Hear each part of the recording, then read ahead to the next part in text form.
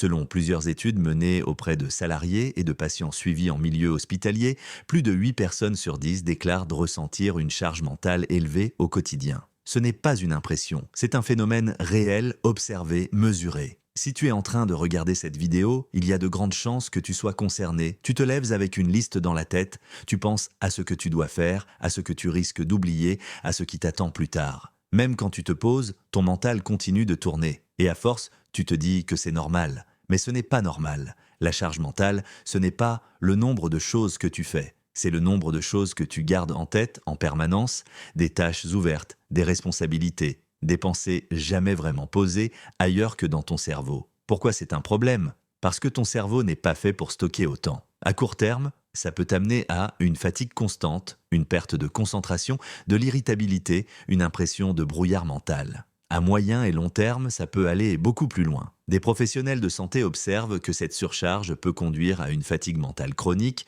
une perte de motivation profonde, un désengagement émotionnel et parfois un épuisement sérieux. Le vrai danger, ce n'est pas que ça arrive. Le vrai danger, c'est de t'y habituer. La bonne nouvelle, c'est que tu peux agir. Première chose, ce que j'appelle le vidage mental. Chaque jour, prends 2 minutes pour sortir de ta tête tout ce qui tourne. Tu notes, sans trier, sans organiser. Le but n'est pas de résoudre, mais de soulager. Ton cerveau se calme quand il n'a plus besoin de tout retenir. Deuxième chose, la réduction des décisions. Décide à l'avance une petite chose répétitive de ta journée. Moins de décisions à prendre, c'est moins de fatigue mentale accumulée. Troisième chose, le vrai arrêt, chaque jour, même 5 minutes, sans écran, sans contenu, sans objectif.